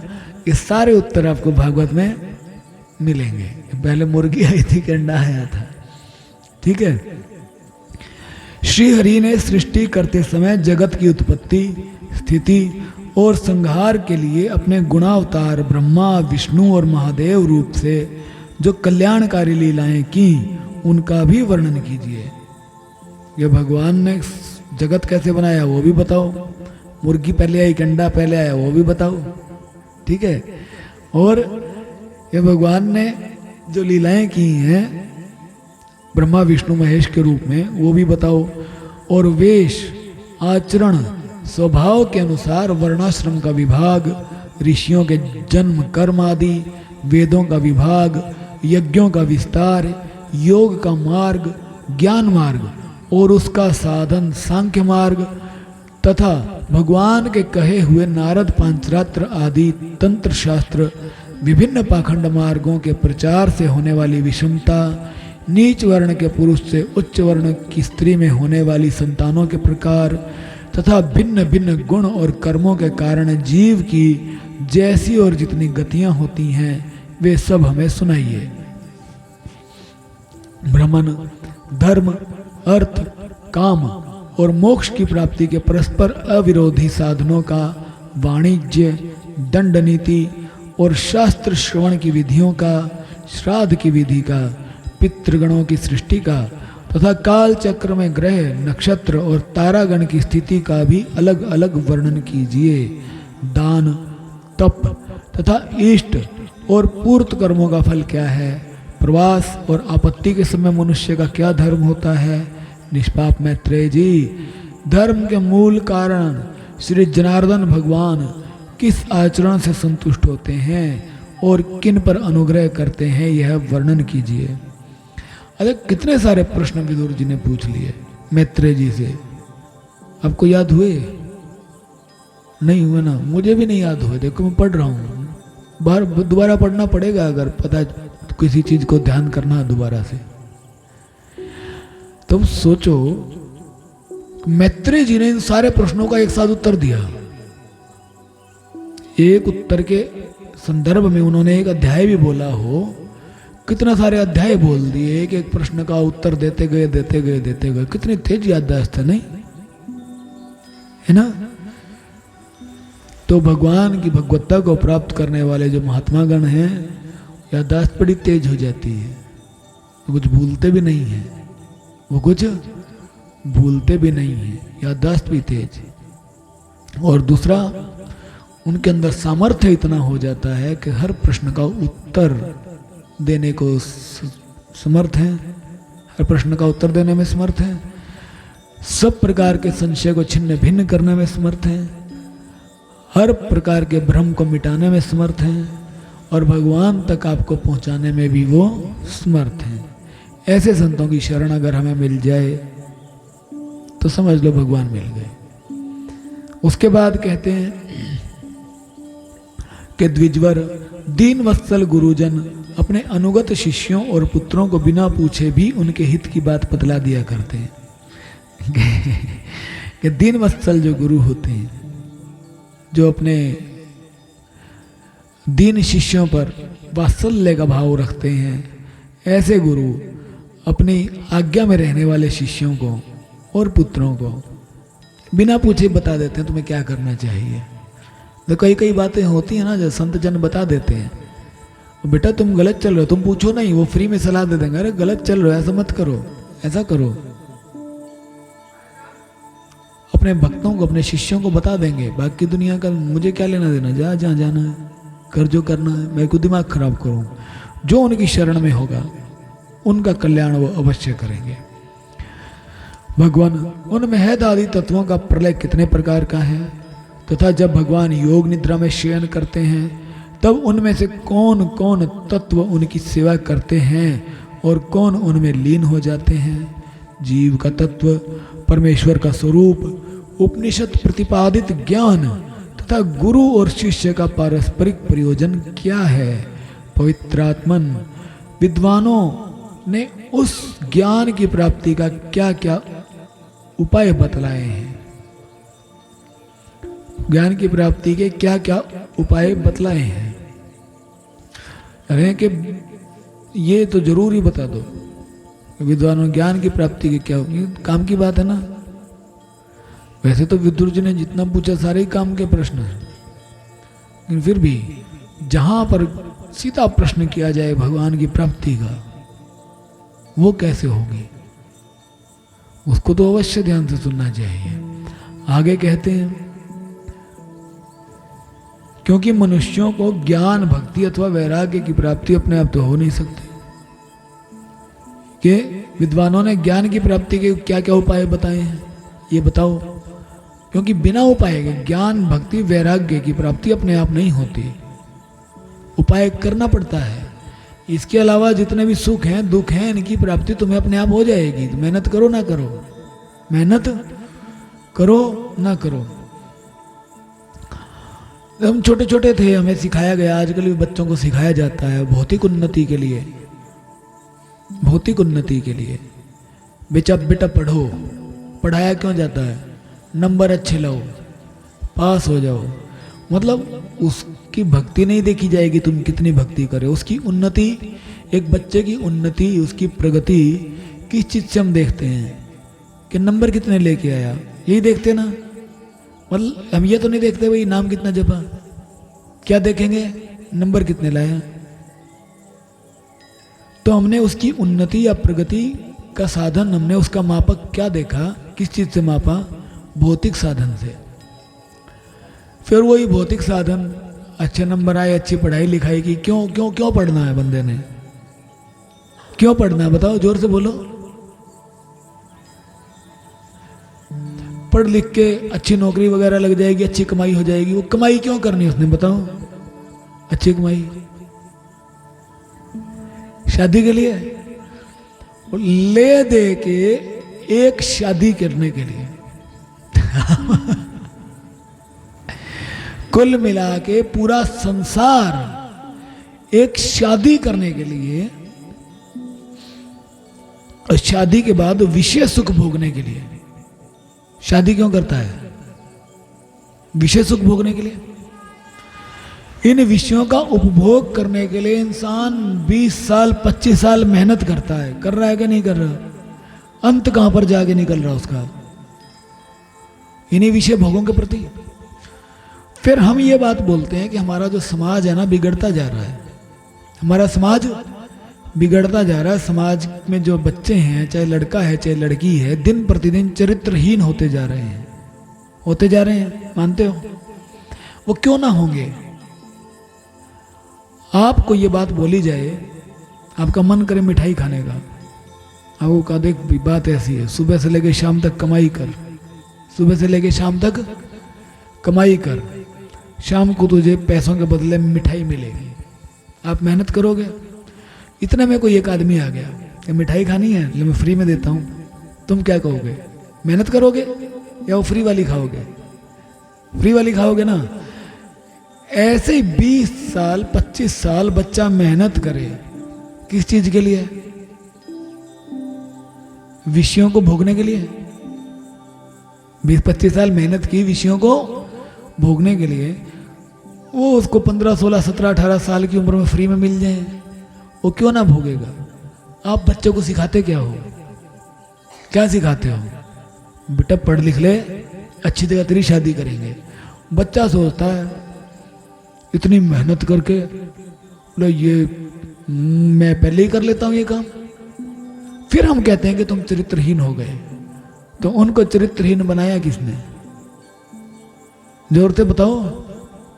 हमने बनाया ना, माँ बाप ने बनाया, जिन्होंने शिक्षा दी, पढ़ो, कामयाब हो जाओ, अच्छी जगह शादी हो जाएगी, अच्छी नौकरी मिलेगी, अच्छी छोकरी मिल जाएगी, अच्छे बच्चे हो जाएंगे, अच्छा घर बार हो जाएगा। इंसान सोचता है कि इस सब के बिना जब मेरा काम, जो ये काम मैंने मेहनत करके करना है, बिना मेहनत के मेरा ये काम हो रहा तो मैं क्यों ना करूं। तो हम कहते हैं बच्चा चरित्रहीन हो गया, बिगड़ गया। बिगाड़ने वाला दूसरा कोई नहीं, हम खुद हैं। कोई दूसरा नहीं है। बिगाड़ने वाला कौन? हम खुद हैं। तो बच्चा भी सोचेगा जिन विषयों की प्राप्ति के लिए मुझे कोई मेहनत करनी नहीं पड़ी तो मैं क्यों मेहनत करूं, फ्री में मिल रहे हैं।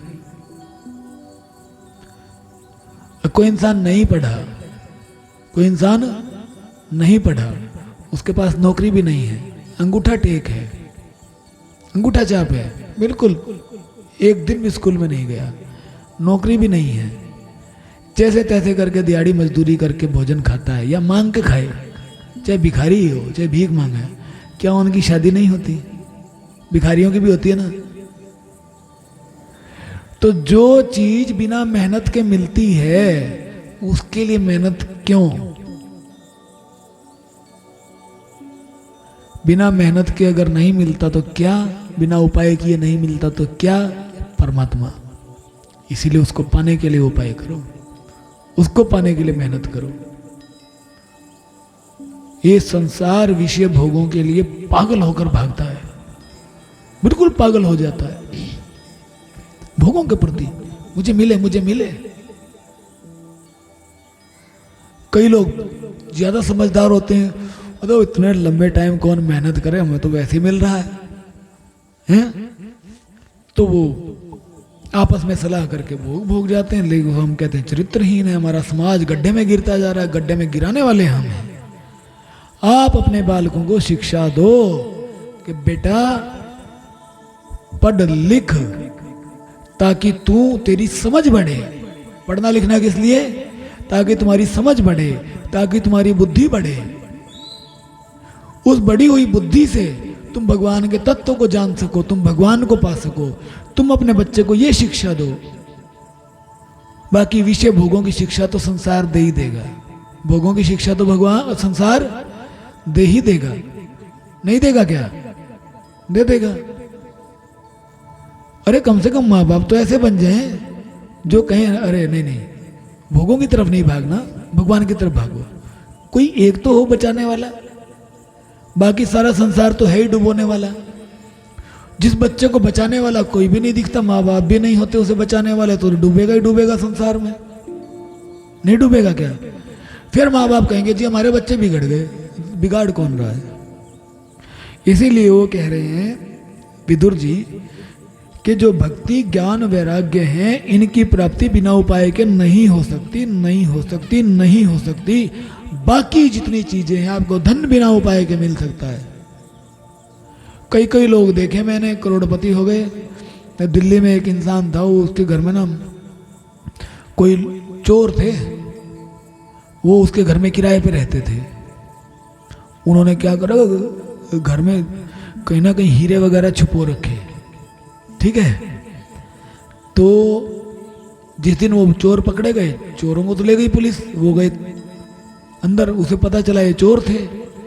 फिर उसने अपने घर की थोड़ी तलाशी की, थोड़ा इधर उधर किया, तो उसे कुछ धन हीरे मोती जवाहरात मिल गए, बिना मेहनत के, बिना मेहनत के मिल गए। कोई मेहनत नहीं की, बिना मेहनत के धन भी मिल सकता है। बिना बहुत ज्यादा अधिक मेहनत के भोग समस्त मिल सकते हैं। तो मेहनत किसके लिए करनी चाहिए? जो चीज बिना मेहनत के मिलती नहीं है। इसलिए उपाय उसको पाने का करो, भगवान को पाने का। आगे कहते हैं कि ब्राह्मण माया मोह के कारण मेरी विचार दृष्टि नष्ट हो गई है। ये विदुर जी क्या कह रहे हैं, ध्यान से सुनो। विदुर जी कह रहे हैं माया और मोह के कारण मेरी विचार दृष्टि नष्ट हो गई। मतलब मैं विचार ठीक ठीक नहीं कर पा रहा कि क्या करूं क्या ना करूं। और हम लोग अपने आप को भगवान से ज्यादा ज्ञानी मानते हैं। हम लोग ब्रह्म ज्ञान से कम नहीं मानते अपने आप को। अपने आप को ये सोचते हैं सारी दुनिया के सबसे ज्यादा ज्ञानी हम ही हैं। हमसे तुझे क्या पता, तुमसे ज्यादा जानता है क्या तू? हम लोग ये सोचते हैं। ये बेवकूफी भरी पड़ी है। जो इंसान कुछ भी नहीं जानता, जो इंसान कुछ नहीं जानता, वो ये जानता है कि मुझे कुछ नहीं पता। वो ये जानता है कि मुझे कुछ नहीं पता, वो अपने आप को बुद्धिहीन मानता है। फिर एक श्रेणी आ जाती है, जो इंसान सब कुछ जानता है, जिसने भगवान को पा लिया, वो ये जानता है कि मैंने तो पा लिया, मैं सब कुछ जानता हूँ। इन दोनों के बीच में होता है एक अधूरा ज्ञान जी का जंजाल। वो थोड़ा बहुत कुछ जानता है तो वो ये सोचता है कि मैं सब कुछ जानता हूँ। क्या सोचता है? थोड़ा बहुत जानता तो सोचता मैं सब कुछ जानता हूँ, तू मुझे क्या समझाएगा। संतों को तो कहते तुम बेवकूफ हो, तुम्हें क्या पता, हम जानते हैं। वो अधूरा ज्ञान जी का जंजाल उनको नष्ट कर देता है। इससे अच्छा तो बेवकूफ बन जाओ। आज ही हमें कुछ नहीं पता, जैसा मर्जी आप बताते रहोगे हम चलते रहेंगे। वो समझदारी है। लेकिन जो अपने आप में अधिक ज्ञानी बनेगा वो अवश्य नष्ट हो जाएगा। सतगुरु के वाक्यों पर चल दो, शास्त्र के वाक्यों पर चल दो, जीवन का लाभ उठा लेंगे। उसके अलावा जीवन का लाभ नहीं मिलता। और वो विदुर जी कह रहे हैं, विदुर जी जो मैत्रेय जी के प्रवचन को, भाषण को समझ रहे हैं और इतने ज्ञानी हैं, इतने समझदार हैं। यमराज के तो अवतार हैं, वो धर्मराज के वो अवतार हैं। वो कह रहे हैं मैं माया मोह से मेरी विचार दृष्टि नष्ट हो गई है और मैं अज्ञ हूं, मैं कुछ जानता नहीं, मैं अज्ञ हूं, कुछ जानता नहीं। आप मेरे परम सुहृद हैं। आप क्या हो? परम सुहृद। मतलब मेरा कल्याण करने वाले, मेरे प्रति वात्सल्य रखने वाले मेरे परम सुहृद हैं। अतः श्री हरि की लीला ज्ञान प्राप्त करने की इच्छा से मैंने जो प्रश्न किए हैं उनका उत्तर दीजिए। विदुर जी ने बोल दिया मैं कुछ नहीं जानता।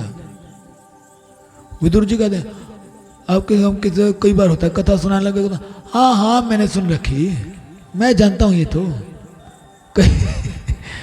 ऐसे इंसान को संत जन भी कहते हैं चल ठीक है तू तो जानता है, तुझे क्या बताऊं। विदुर जी पहले ही कह रहे हैं भगवान मैं कुछ नहीं जानता, मैं सिर्फ वो जानूंगा जो आप बताओगे।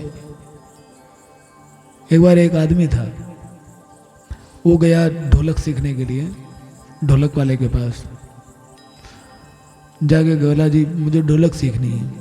बोला पहले आती है तुझे थोड़ी बहुत? बोला हाँ जी थोड़ी बहुत आती है। बोला बजा के दिखा। उसने बजा के दिखाई। बोला कितना टाइम लग जाएगा मुझे पूरी सीखने में? बोला तुझे 3 साल लगेंगे। दूसरा आया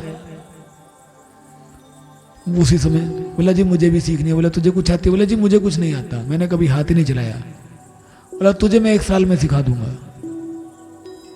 वो जिसको थोड़ी बहुत आती थी वो बोलने लगा मुझे थोड़ी बहुत आती है, मुझे 3 साल से लगाएगा, इसको 1 साल में सिखा दोगे ऐसे कैसे? बोला देख भैया बात ऐसी है, इसको मैं शुरू से सिखा दूंगा, ये सीख जाएगा। तेरे को 2 साल पहले जो तुझे आती है ना, पहले 2 साल वो बुलाने में लगेंगे मुझे, 2 साल उसको बुलाऊंगा फिर तुझे सिखाऊंगा। तो ये हकीकत है, जब हम अपने आप को ज्ञानी समझकर गुरु की शरण में जाएं। हाँ महाराज जी इतना तो मुझे पता है, इतना तो मुझे, ये तो मैं जानता हूँ, ये तो हमें कुछ भी नहीं मिलता। विदुर जी की तरह मैं कुछ नहीं जानता, आपके शरणागत हूँ, आप चलाओ, जैसा आप कहोगे मैं चलूंगा। ऐसी भावना से जब हम सतगुरु की शरण में जाते हैं तो अवश्य भगवान की प्राप्ति हम कर जाते हैं। पुण्य में मैत्रेय जी भगवत तत्व के उपदेश द्वारा जीव को जन्म मृत्यु से छुड़ाकर उसे अभय कर देने में जो पुण्य होता है, समस्त वेदों के अध्ययन, यज्ञ, तपस्या और दान आदि से होने वाला पुण्य उस पुण्य के 16वें अंश के बराबर भी नहीं हो सकता। विदुर जी कह रहे हैं भगवान मुझे ना भगवान की लीला का ज्ञान प्राप्त करने के लिए जो मैंने प्रश्न किया ना उनका उत्तर दे दो। तो क्यों दे दो? उनको लालच दे रहे हैं मैत्रेय जी को। वे लालच क्या दे रहे हैं? सच्चाई बता रहे हैं कि भगवत तत्व के, भगवान के तत्व का उपदेश करके जीव को जन्म मृत्यु से छुड़ाकर भगवान के चरणों में पहुंचा देने से जो पुण्य मिलता है, वो पुण्य तपस्या से, वेद अध्ययन से, यज्ञ से, दान से सबसे बढ़कर है। जीव की मुक्ति करवाना, दान यज्ञ करना, ये सब उस कर्म के 16वें अंश के बराबर भी नहीं है। सबसे बढ़कर पुण्य क्या है? भगवान के तत्व के उपदेश द्वारा जीव को जन्म मृत्यु से छुड़ाकर भगवान के चरणों में लगा देना सबसे बड़ा पुण्य है। इसलिए सबसे बड़ा पुण्य संत जन करते हैं, छोटे मोटे काम नहीं करते। जो संत होते हैं ना, क्या भाई क्या प्यासे को पानी पिला दूं, भूखे को भोजन खिला दूं, ऐसे पीछे लगा रहूं? नहीं, मैं तो मोटा ही काम करूंगा, मैं तो मोटा ही काम करूंगा। तो 2-4 भक्त मिल जाएं बेशक से, एक का भी अगर मैंने कल्याण कर दिया, एक का भी अगर कल्याण कर दिया तो भगवान मुझसे प्रसन्न हो जाएंगे। एक बच्चा, आप अपने बच्चे के साथ मेले में गए, बच्चे के साथ मेले में गए, बच्चा गुम हो गया, आपका हाथ छूट गया, बच्चा गुम हो गया, आप अपने बच्चे को ढूंढ रहे हो, बच्चा आपको ढूंढ रहा है। तभी उसे एक इंसान आया उसके पास कि बेटा क्या हो गया, रो क्यों रहे हो? बोला मम्मी पापा गुम हो गए, मैं बिछुड़ गया। बोला अच्छा रो मत, लो चॉकलेट खा लो ये खा लो वो खा लो। तो बच्चा उन चॉकलेट खाने में और उसमें बहल जाएगा, चॉकलेट में, चीज़ों में, खिलौनों में, खेल कूद में बहल जाएगा। और हो सकता है वो अपने माँ बाप को भी भूल जाए बहल के, ज़्यादा ही सुख मिल जाएंगे। सोचो माँ बाप के पास क्या मिल रहा था मुझे, यहाँ तो बढ़िया मज़ेदार चीज़ें मिल रही हैं। हो सकता है कि वो भूल भी जाए और उधर एक और आदमी उसे मिल जाए, बच्चे को कहे बेटा क्या हो गया, चाहे वो भूल भी गया अपने माँ बाप को, वो कहे जी वैसा है, मैं तो ना मेले में गया था, माता पिता से अलग हो गया, क्या कहते हैं, सज्जन ने मेरा वो दुख मिटा दिया, माँ बाप को भूलने का जो दुख था ना वो मिटा दिया चॉकलेट वगैरह देके। अब मैं अपने जीवन उनके बिना भी जी रहा हूँ। वो इंसान उस बच्चे का हाथ पकड़ के और माँ बाप के पास छोड़ दे, पिता के पास छोड़ दे, तो पिता कौन, दोनों इंसानों में से कौन ज़्यादा अच्छा लगेगा? जिसने उस बच्चे को चॉकलेट खिलाई वो, या जो उसके बच्चे को हाथ पकड़ के उसके पास ले आया वो? जो से बोलो, जो हाथ पकड़ के ले आया वो अच्छा लगेगा ना। ऐसे ही संत जन क्या करते हैं, जीव जो है इस संसार रूपी मेले में उस परमात्मा से बिछुड़ गया है। जीव जो है इस संसार रूपी मेले में परमात्मा से बिछुड़ गया। परमात्मा से बिछुड़ कर आया धरती पर, रोने लगा। पैदा होते ही रोया कि बच्चा नहीं रोया? तेरा बच्चा रोया था पैदा होते ही, पै की थी। तो तुमने क्या किया? तुमने क्या किया? दूध दिया, उसको पाला पोसा बड़ा किया, तरह तरह के पकवान खिलाए, व्यंजन खिलवाए, अपने मोह में बांध लिया। वो अपने असली मालिक को भूल गया, अपने असली पिता को भूल गया, परमात्मा को भूल गया। जगत रूपी मेले में आके भगवान को भूल गया। वही हम भी वही बच्चे हैं किसी ना किसी के, तुम भी वही हो, है ना? आगे तुम्हारे बच्चे भी हैं, तुम भी उनके साथ यही काम कर रहे हो, भगवान से भूलवा रहे हो उसे। संत जन क्या करते हैं, वो भूले संसार में भूले हुए बच्चों को कहते हैं, बेटा ये तेरा घर नहीं है, ये तेरा घर नहीं है। जिनको तू माता पिता सोचता है, तेरे माता पिता भी नहीं है। तेरा वास्तविक बाप जो है, चल तेरी उंगली पकड़ के उसके पास छोड़ दूं। तो भगवान किससे खुश होंगे? उस बच्चे का पालन पोषण करने वाले माँ बाप से, या उन सतगुरु से जो उस बच्चे को भगवान तक पहुंचा दें। जोर से बताना, जो लेके गया उससे ना। और तुम भी ऐसे बन जाओ उनके लिए। माँ बाप बच्चे के पहले गुरु होते हैं, कहते यही है ना? क्योंकि बच्चे का मोह, बच्चे की ममता माँ बाप से सबसे पहले है। पहले गुरु उस वही होंगे। जैसी शिक्षा देंगे वो बच्चा वैसी ग्रहण कर लेगा। वो बच्चे को पैदा करके अगर यही कहें कि बेटा तू आया तो है, मैं तेरी माँ हूँ, मैं तेरा बाप हूँ, इस संसार में हूँ, इससे आगे तेरी मदद करने वाला मैं नहीं हूँ, वो परम पिता परमेश्वर है, तो चल मैं तुझे उसके पास तक छोड़ के आऊँ। भगवान हमसे खुश हो जाएंगे। लेकिन हम उन बच्चों को कहते हैं नहीं, ऐसा है जैसे बंधनों में हम बंधे हैं वैसे बंधन में तू भी बंध। जैसे हमने तुझे भी इस बंधन में डाला है, ऐसे 4-5 बच्चों को बंधन में तू भी डाल। तो भगवान हमसे कभी भी खुश नहीं होंगे।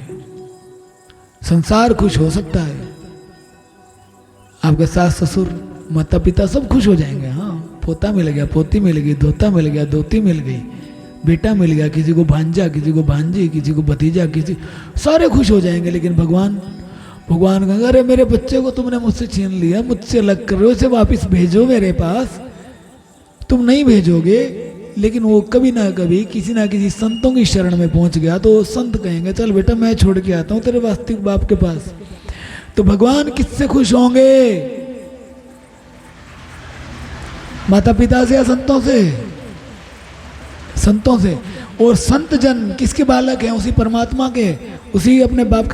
तो हम दूसरों क्या खुश करें? हम खुश करेंगे अपने बाप को।